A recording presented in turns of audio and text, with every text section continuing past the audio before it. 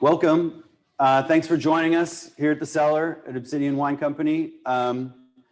It seems like it's been like a year, and that's not an end of the year joke, but it seems like a long time since last month when we did this. So if you're joining us for the first time, welcome. If you're coming back for more of this, I'm both sorry and you're welcome. Thanks for joining us. Again, much like last time we were here, where we were comparing two different Chardonnays in two very different styles from the same year. We're kind of talking about, we're talking about Petite Sirah today, and we've got a couple different examples of that we're going to share with you. I'm here with Casey Grebel, who is our production manager. So this is his home turf. He spends his time here making sure that the stuff that you're drinking is as good as it is. So first off, thanks to Casey for that. And before we get into this, just a couple reminders. Keep yourself on mute if you would. And if you have questions, please ask them, and you can do so in the chat. We have JJ watching, and he will respond directly to you if he can, or he will lob those questions up to us, and we will answer those for you. So, and then I guess the other really important thing I would recommend is if you have a bottle of Petite Sirah in front of you right now, please open it and immediately start tasting it. Don't wait for us to tell you to do so. My belief is alcohol enhances the online experience. You can let me know later if that's actually the case for you. It enhances everything. Yeah, but we may be slightly biased. Anyway, so with that in mind, welcome Casey Grebel, and what do you got for us? I'm tasting the 2017 11 Rose Petite Sirah from Obsidian Ridge. It's tasting pretty good. Comes off of Lake County. Red Hills, Appalachian. It's been a while since I've tried this wine. Since it's a 2017, I remember putting it in a bottle and all the processes that go along with making it, but I haven't touched it for a little bit, and it's come quite a ways. It's delicious. Yeah, we've, just on a side note, we've produced the 11 Rose Petite Sirah for 3 vintages, 15, 16, and 17. And 17 seems the most open. I mean, this is a big, grippy, inky wine, but it seems to be friendlier, let's say, out of the gate than the 15 and the 16 were. Yeah, Petite Sirah can clobber you, and this is quite soft and quite nice. And I'm typically not someone who drinks a lot of high tannin wines, but I could definitely sit around with this for a while. What would you eat with it? Ooh, I think you'd still go kind of down the Cabernet road, you know, steak or some fatty fish. It's still going to have to stand up to your meal. So something off the grill. That's what I always find. Like with this, I like when I smell it and I taste it, just checking whether it's corked or not, and you know, which we do with every bottle in the tasting room. That first hit, the first thing I think is like, ooh, I want to fire up the grill. I want something with a little char and a little fat. Yeah, some pork shoulder. Ooh, slow cook it. Yeah. Could do that too. So what could you tell us about Petite Sirah just as a grape, maybe just from just pulling it out of your back pocket that someone out there would maybe want to know? I know a little bit about it. I mean, I do know that it is not related to Syrah directly, although it's a descendant of Syrah. It's actually a cross-pollination of Syrah and a kind of obscure French varietal that comes from the French Alps called Perçu. Is that right? The pronunciation's we were doing this. Yeah. Hey, I tell you what, if anybody knows how to pronounce that varietal, please chat us. It's like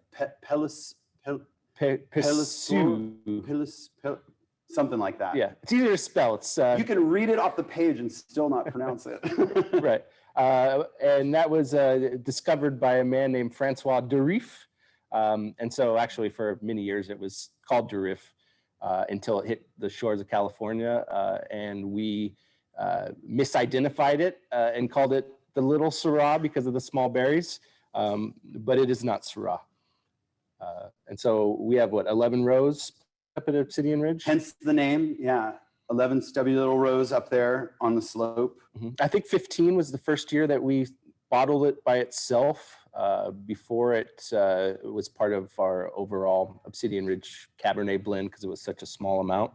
And in 2000, is that right? Yeah, 15? In In 2015, we pulled a little bit out and bottled it by itself, and we've been making this ever since. I think that it has definitely improved. We were all kind of new to Petite Sirah. I can't say new, but we weren't making it as a standalone wine. It was a component. It was a blending component. So when we started talking about making it as a standalone wine, we changed fermentation style a little bit to soften it up, and have continued down that path, and feels like that we're being successful. Agreed. I mean, obviously, again, we're biased, but agreed. I mean, it is one of those blending grapes. I think like there's that trend that's happened over what do we say, 10, 15, 20 years of moving towards using, in the warmer climate, using blending grapes as standalone varietals. But I mean, when I think of Petite Sirah, I think of it as something that I read when I was, young and getting into drinking wines, and there was these big jammy zins, and then you read the back of the bottle and it's like, why is there 3 or why is there 5 or why is there 7% Petite Sirah? And then you taste it on its own and you're well aware of the structure and the color and all of those sort of backbone elements that it would bring to it. Definitely, just the tannin and the color alone, it has quite a bit of complex acinicinin, which is color stability for other wines. So a lot of times as a blender, we're using it just to keep the color in the other wines. I mean, as well structure as well, but that's why. I think obviously there's people been making this as a standalone wine for quite a while, but you see a lot more of them on the market now. Cool. So what else do we need to know about Dorif or Petite Sirah that you think, just as far as whether what we've produced or what people are doing out there, that we would need to talk about before we talk about the next wine? And I'm just challenging. I'm just throwing you under the bus there. I'm just curious. Like, is there anything that we haven't covered? If you're like, tell me, I want to know. If we're getting set up for the following wine, I think it's probably important to talk about what like the type of wine Petite Sirah is. It is a tannic beast. It's dark in color. It can a lot of times have kind of a green aspect to it. So as a setup into where we're going, I love what you're doing here. This is great. It's typically not something you would make into what our next wine is. It's funny because I swear I wasn't asking you in that way, but I like that you're doing it. That's good. So maybe before we move on then to the next wine, how is it aged? Like, what's the oak regimen on it? Oh, and there's a question in regards to the oak regimen on our 11 rows in particular. Yeah. Okay, so the question is, what was the barrel program? Do you remember offhand? I can't get into specifics about what the new oak percentage was, but it was barrel aged 2 years, all Hungarian, and just winging it here, I would assume it was probably 30% new Hungarian, around there, possibly more, but I think that's about where it was. For those of you who are on this call that don't know, we are actually, let's call us a vertically integrated winery, in that we own our own cooperage, we own our own vineyards, and then obviously we have our own cellar, which is also a custom crush facility. So we're also making wine for other people. So each one of those components of the business is in and of itself potentially its own business with its own people. So this is all under one house. So we are the only spot you're going to go where we're chopping down the trees, making the barrels, growing the grapes, making the wine, and then bringing it all to Casey. And thankfully, he's not screwing it up. Probably also worth adding that this is the last wine we released of a vintage, so we give it the most bottle time before we release it. Oh, interesting. So JJ just mentioned that for each vintage, that the Petite Sirah is the last wine that we release to give it more time in the bottle and to soften it up a little bit, because it is a beast. In fact, this bottle that we are tasting from now, when I opened it and made sure that it wasn't corked, the first thing I did was to decant it and then put it back in the bottle just to give it some aeration, because that helps. And I think it's also one of those things that you can slow down with this wine. You can pour it. I think this is one of the fun things about Petite Sirah, is that you pour your first glass and you taste it, and it's big. And by the time you get to the last glass, still a big wine, but it's opened, it's softened. You get you're pulling aromatics, you're smelling something different from it. You're tasting something different from it because it's had that time. So it's a great bottle for two people that want to have a good conversation and don't want to be rushed about it. And maybe you're going to eat something along the way. This is something I would recommend. Whereas the next wine that we're going to talk about is something that we have never released. It's part of what we're calling the Rabbit Hole project. And so the rabbit hole is where we get lost and kind of have fun. And Casey gets to flex his muscles and do some fun, interesting things that are a little outside the scope of what you would consider mainstream winemaking. And so with that, I should probably not say anything. That's my wheelhouse. So with that in mind, tell us what it is what are you going to open, and what are we going to taste? Well, we in 2020, when we started this little project here at Obsidian, where we're just trying to bring some fun back into the cellar and make some fun things and experiment and follow that path of being innovators and adventurers. We made some pet nats. We made a bunch of fun stuff, but what we're going to talk about today is the Petite Sirah pet nat. What's a pet nat, Casey? Pet nat is a sparkling wine. It's instead of making it like a champagne, which is made into a still wine and then aged and then dosaged for its bubbles in bottle. This is bottled during harvest, so there's still some residual sugar in the juice at that point, and then we bottle it, and the carbonation comes from the finishing of the fermentation in bottle. So it can be a tricky thing because you have to hit the exact target to get the carbonation you want. A little too much, and you got to put safety glasses on and a face shield, and you end up with like half the bottle when you're done, or not enough and you don't get any carbonation at all, and it's really can be quite unstable without carbonation. So I'll let you tell you the story how we ended up with a Petite Sirah. Right. Yeah. Let me crawl out from under the bus. To be clear, Petite Sirah is not a normal varietal that you would expect to make a sparkling wine from. It's maybe a little too tannic, usually. And we weren't intending, I think that this is the most important part, is that we had a meeting and we had decided that we were going to make a sparkling Syrah, and that our team, that all the folks in the tasting room, all the folks in Wine Club, were going to chip in, and we were all going to be a part of it, and we were going to go up to Obsidian Ridge and harvest it. And it was go team. Yeah, go team. Yeah, cue slideshow. We actually have a little bit. We have a little bit of a slideshow. Yeah, you could probably pop it on there, JJ, and we'll let you see some of our efforts. But suffice to say, the team, we drove up there, and I called the vineyard manager at the time and said, "Hey, we're coming up. We're going to be picking the Syrah for this little sparkling project. You know, we need 1,000 pounds of it. So just so you know, we're up there." "Oh, okay, great. Yeah, let me know when you get there." So we okay, yeah, tell me, make sure you send me in the right direction. So he tells me exactly what rows to pick, and we go, and those aren't the right rows. Those can't be the right rows. This sign says Petite Sirah. Oh no, those are the right rows. Yeah, you just harvest up there. Now, of course, he's not on the property. He's somewhere else, and he's doing it by cell phone, and we're trying to make the best of it, and cell coverage is not good, and we're back and forth, and we said, to hell with it.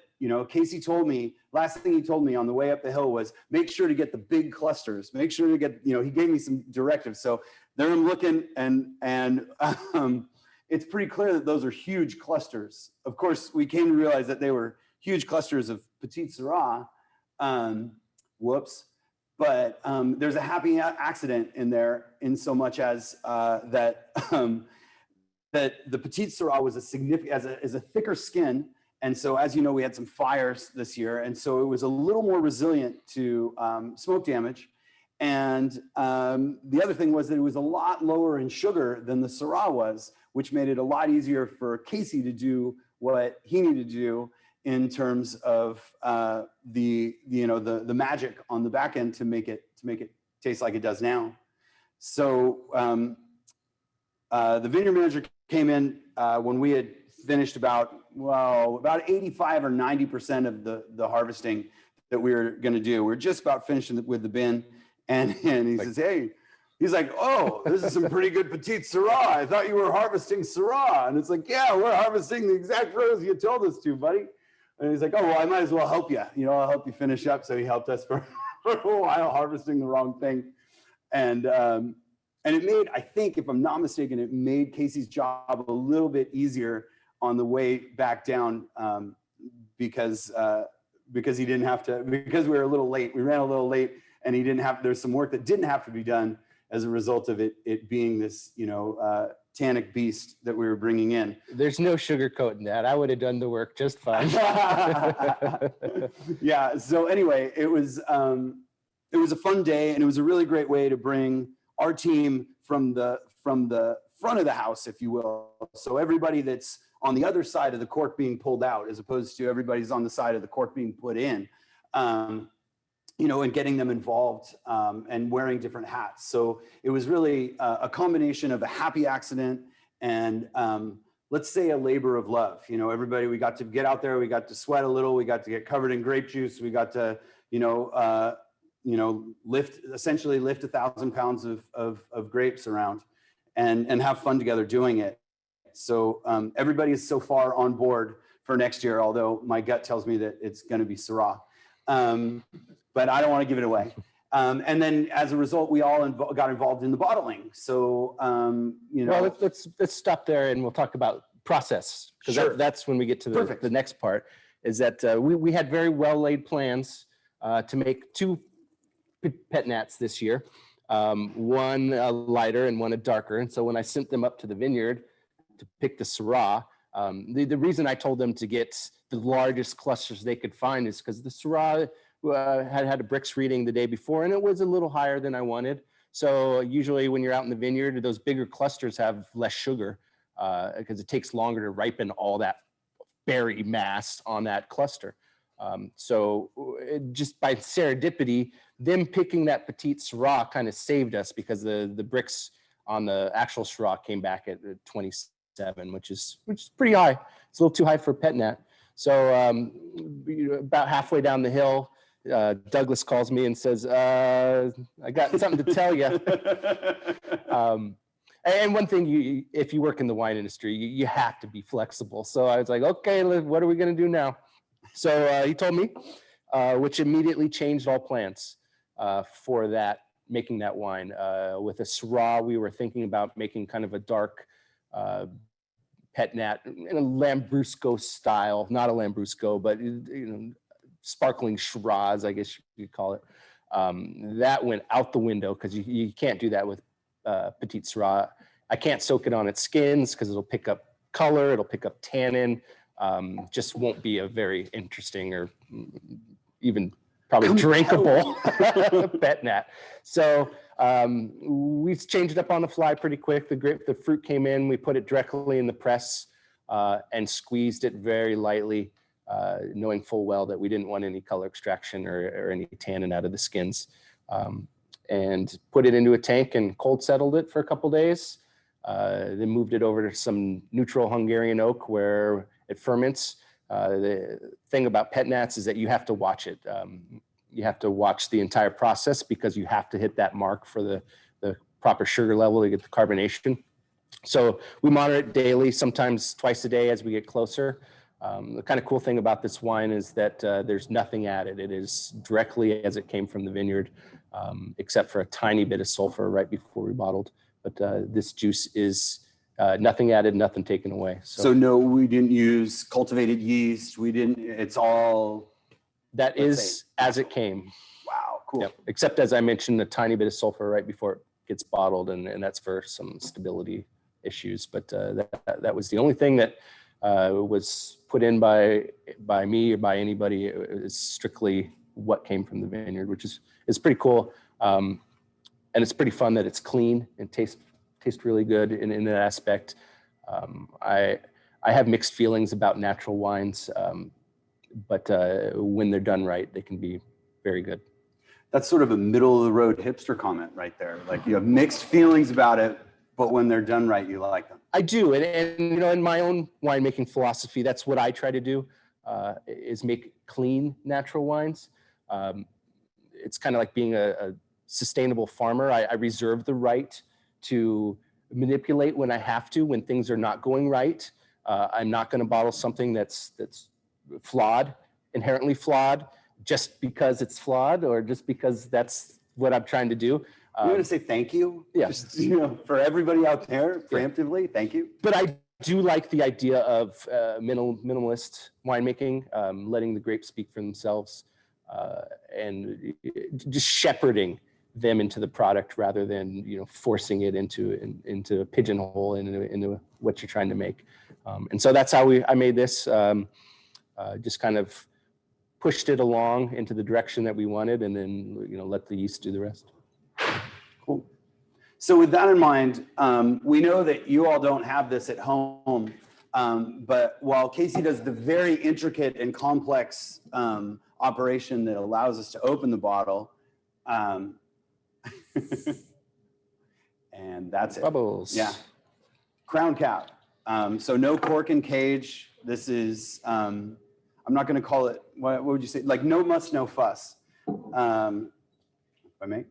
Well, now maybe you can tell them about bottling, because that's perfect timing. that's where we were. So yeah, we when Casey was finished with the wine, we obviously got to taste it a little bit, and then you saw in the slideshow the wine club and tasting room team came in, and we bottled it in one afternoon. We whipped through. We did not make a lot of this. We made like 60 gallons.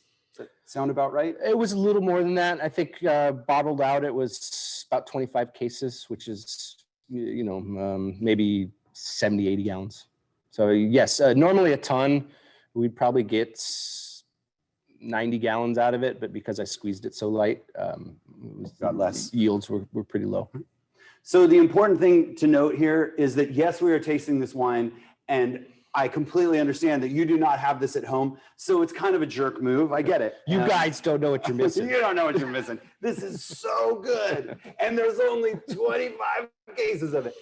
So it's important to see. I don't know if you can see that bottle on the barrel in front of Casey, but it's not been labeled yet.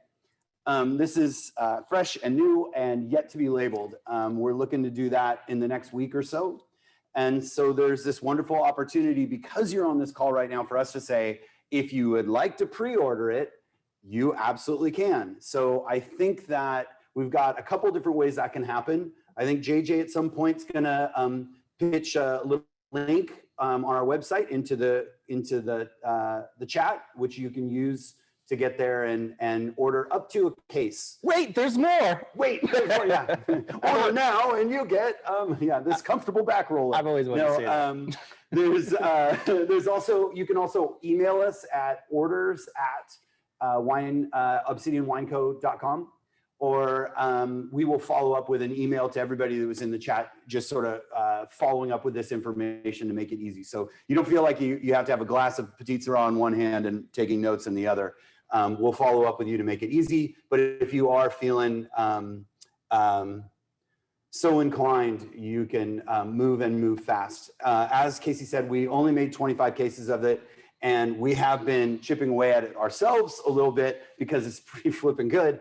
And we have a pretty good sense that 2021, let's hope, is going to offer us a lot of opportunity to chill and open these sparklings for celebration or just kicking your feet up in the backyard.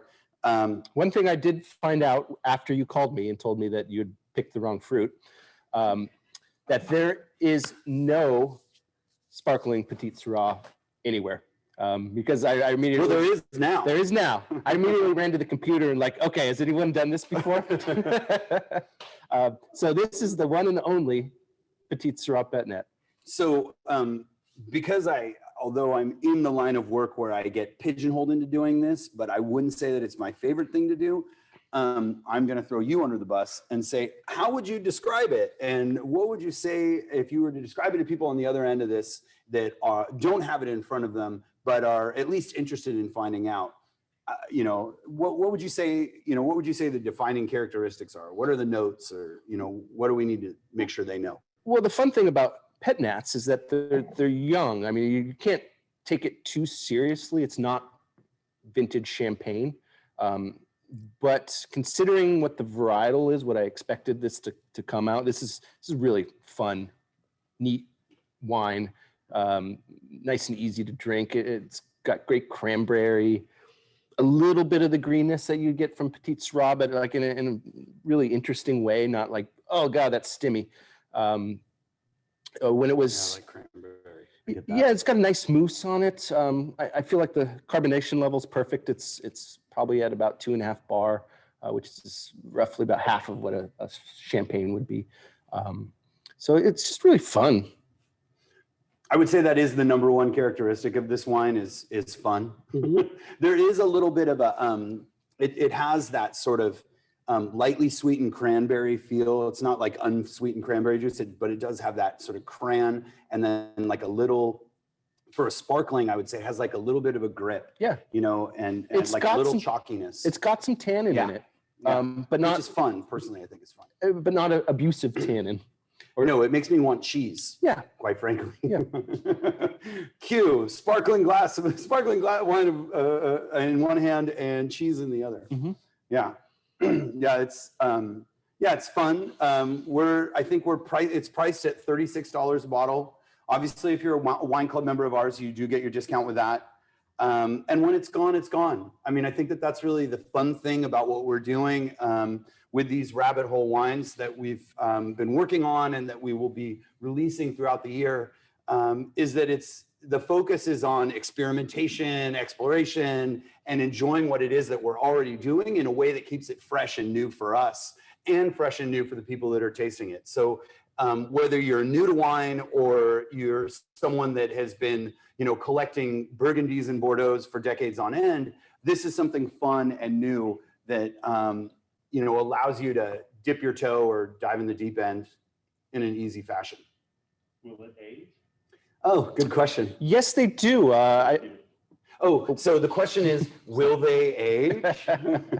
Sorry, I'm jumping the gun. Yeah. Pet nats do age. It is not a vintage champagne, so you're not going to lay it down for 20 years. So what you're telling me is I'm not gaining anything from holding on to it for 10 years? No, you are not gaining anything from holding on to 10 years. It will age. I've started making pet nats in maybe 2018. I still have some of those. I taste them and they're still bright and fun and fresh, but they're not getting better. So this is something that you buy and you can keep it for a year. You can hold it until next Christmas, but it's got a crown cap on it. You should pop it and enjoy it. So it's in the chill it and kill it category. It is, but it's not like a rosé where like you got to finish that thing by Christmas time.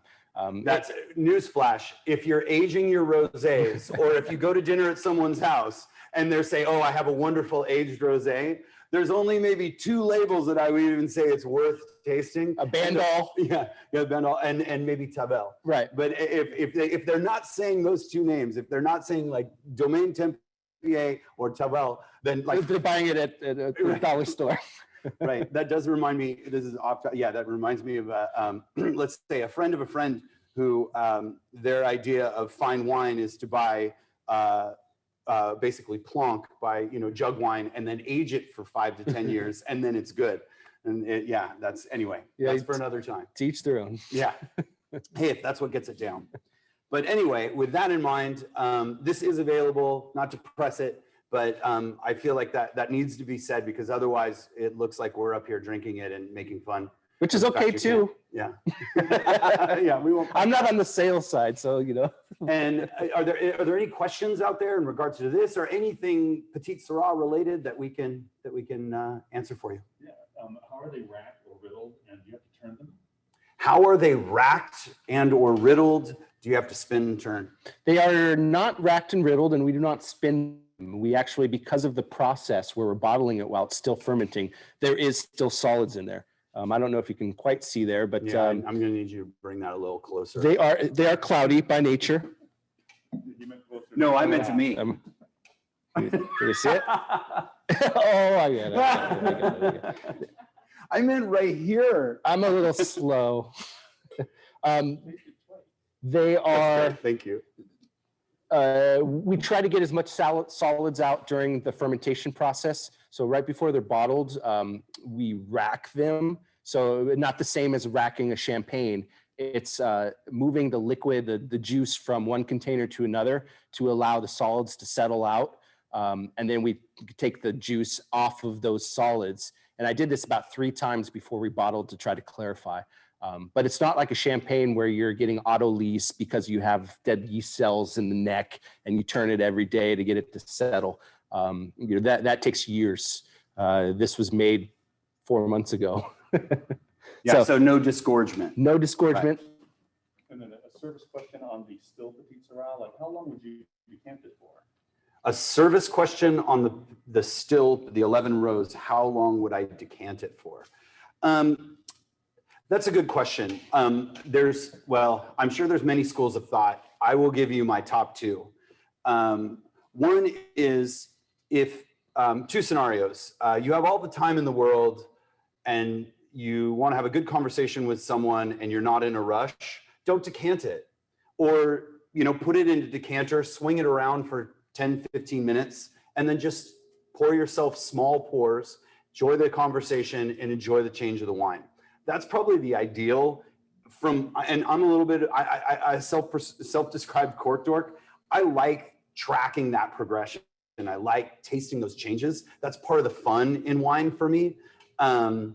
The other scenario is, Remember dinner parties? You're having a dinner party and you've brought a bottle of wine and your guests have gone through it lickety split and you're like, I have another bottle of that. Like, oh, but that first one I've been decanting for 2 hours, let's say, which I think is more than suitable enough time for this. And you have to quick decant it. I'm going to give you the quick fix is if you have one of those aerators, you can aerate it into any kind of large decanter space, whether it's a pitcher or whatever, a water pitcher works just fine.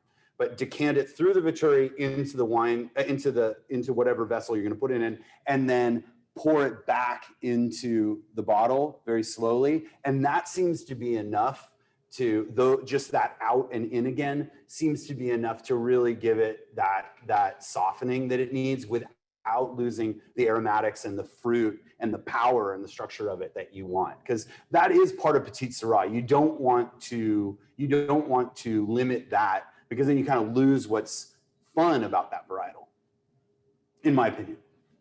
So is Casey the responsible for making the Nicolas Blanc Malbec? I am not. Is Casey responsible for making the Nicolas Blanc Malbec? And his answer, you have heard, is I am not. That would be Alex Bellows, who's our winemaker extraordinaire. He works in tandem with Casey, and Casey is overseeing on a daily basis everything we do. And I was going to say towing the line, but and controlling quality and maintaining like the trajectory, let's say, of what Alex is really hoping to accomplish. So I would say that yes and no. Yes, he no. said no, but I say yes and no because it's a team effort that gets those wines out of this cellar. So he's kind of underselling himself there. So yes, the answer is yes. Let him say no. No, you're right. Making wine is a team effort. But Alex Bellows is the official winemaker. But we all pull those things over the line. Hopefully that answers that. And what causes it to become sparkling? I think that was missed by some. Oh, okay. The question is, what causes it to become sparkling? Well, when we bottle when we bottle it with sugar in it, or in a champagne, you would add sugar after you disgorge. It ferments, and so byproducts of fermentation are carbon dioxide and heat. But that with a crown cap on it, if there's nowhere for that carbon dioxide to go, it goes into solution and becomes carbonated. There's other ways of carbonating things. If you put something under pressure with CO2 in the container, it will also go into solution and be carbonated. You can run gas through a liquid to carbonate, but in this process, it's actually the fermentation that carbonates, makes the bubbles in the wine. So it's the native yeast. It's the yeast that was living on the outside of the skins of that fruit. We, as Casey said earlier, we did not add any cultivated. We did not add yeast here at the cellar in order to kick off that fermentation. That happened naturally with the native yeast, with what was already on the fruit. Yep. There's some discussion in that range, because although I did not add any yeast, the yeast populations that come in on the grape skin, they're there, but we're in a winery filled with yeast. So a lot of people have an argument about that. Is there really such thing as a spontaneous fermentation? Because there are already yeast populations of commercial yeasts in the winery. So yes and no. This is from Peter Molnar. Is it fair to call Petite a peasant champagne? So this is from one of our founders, Peter Molnar. I'm just going to call you out, Peter. His question is it fair to call Petite Natural a peasant champagne? I don't think so. That's a marketing question. But, I think it's I think it's just, because it's the chicken or the egg, because actually Petite Natural came before champagne. So in some regards, champagne is the peasant's Petite Natural. Well, I don't know. I mean, I guess it's kind of like, I've been thinking about this recently as I've been thinking about what we're producing, and it's the difference between like, is your favorite steak a ribeye? Is your favorite steak a filet mignon? Is your tri-tip? Do you like personally, I like cheeks and shanks and all of these slow cooked cuts that people didn't hold in high regard, that now chefs have really started to prepare, and maybe they're more rustic or more kind of simple in their preparation, but they taste really, really good when they're done right. And I think that that's how I like to see this. It's like when you do it right, or when you experiment and find something that works, does it really matter how you got there, as long as you remember so you can repeat it later if you want to? What matters is whether or not it's enjoyable, and if you share it with your friends, family, and loved ones, do they like it too? And I think that, I don't know, maybe I'm waxing here, but like I think that that's kind of how I look at the difference between champagne and Prosecco and Cremant and I think champagne is easier to make because you have multiple chances to adjust that base wine into what you want. It's actually made as a still wine, and Chardonnay or a Pinot or whatever you happen to be using as your vehicle. But until it goes into the bottle, you can adjust the acids and the alcohol. You have many chances to push it down the path of direction that you'd like. Where Petite Naturals is, you get one shot at it, and if you don't hit that target when you hit it, it's no good, or it's not carbonated, or it doesn't taste right. So in some aspects, I'd say Petite Naturals are harder to make. All the viewers in Champagne just got off. JJ just said all the viewers that were tuning in from Champagne, France have now dropped off the call. We've got a lot of pissed off Frenchmen out there. I've been aging this stuff for 20 years. You just put a crown cap on it and out the door it goes. In one fell swoop, Casey did what? So with that in mind, is there another question or anything else that hopefully on topic, but we'll take all comers. So with that in mind, unless something else comes up, but I'm sure JJ's going to know or let us know, I'll just say thank you very much for tuning in. We hope it's been educational, maybe a little entertaining, and we hope that that this is enough for you to at least put a bottle of this before it's gone. It will not last long. We like it, so we'll take care of it if you don't. We're more than happy to do that, but it's worth trying, and we're really excited about this kind of new offshoot and new venture of what we're doing, not to change the focus of the still wines that we're producing and that you've been receiving consistently from us, but to add to that for both our own enjoyment and yours as well. So, and we got some more fun things coming. Yeah, we definitely do. And with that in mind, we also have another one of these coming next month, and we will clue you in via email and make sure you know what those are and how you can get those wines in advance. So if you want to taste along or just jump on the chat and find out more, we'd be happy to have you. So thanks for joining us, and until next month. Hey, what Hall & Oates song do you think this pairs with? What Hall & Oates song? I'm thinking, what was that? Not Rich Girl. Not Rich Girl. I was thinking, it doesn't feel like Maniac though. It doesn't feel like Private Eye? Private Eye. Private Eye. Agreed. Yeah, especially in the finish. Right. Is that much good to end it?